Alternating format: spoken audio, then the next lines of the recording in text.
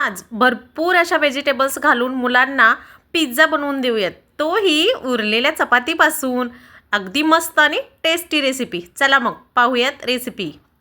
इथे माझ्याकडे सकाळच्या 3 ते 4 चपात्या उरल्या होत्या. त्यासाठी टेबल्समध्ये मी एक शिमला मिरची उभी कट करून घेतलेली आहे अशी स्लाईसमध्ये.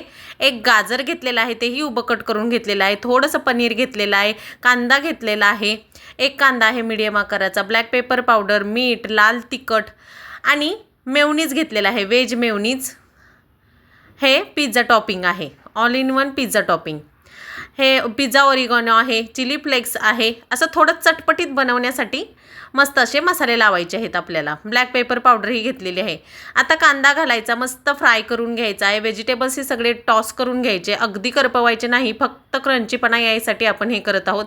जे मसाले घेतले होते, ब्लॅक पेपर पावडर, लाल तिखट, मीठ, हे सगळं घालून घ्यायचं.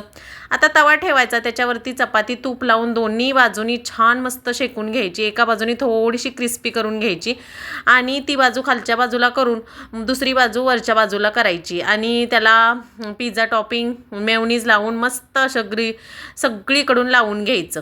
वर व्हेजिटेबल्स घालायचे, सगळे व्हेजिटेबल्स घालून घ्यायचे आपण जे क्रंची करून घेतलेले आहेत ते. पिझ्झा ओरिगॅनो घालायचा, एक चीज ट्यूब घालायची आणि याच्यावरून ठेवण्यासाठी दुसरी चपातीलाही असेच सगळे सॉस लावून घ्यायचे आहेत दोन्हीही आणि वरून ठेवून द्यायचं. तव्यावरती ठेवायचं, झाकण लावायचं आणि दोन्ही बाजूनी मस्त असे शेकून घ्यायचं. दाखवते मी तुम्हाला उघडून. आतून आपलं चीज किती मस्त मेल्ट झालेलं आहे. अगदी क्रिस्पी आणि टेस्टी असा आपला रोटी पिझ्झा रेडी आहे. पाहू शकता आतून किती मस्त चीज मेल्ट झालेलं आहे आणि खाताना मस्त अप्रतिम टेस्ट येते याची. तुम्हीही तुमच्याकडे चपाती उरली तर टेन्शन घ्यायची गरज नाही, असं करून देऊ शकता तुमच्या मुलांना. रेसिपी आवडली तर लाईक, शेअर, सबस्क्राईब जरूर करा.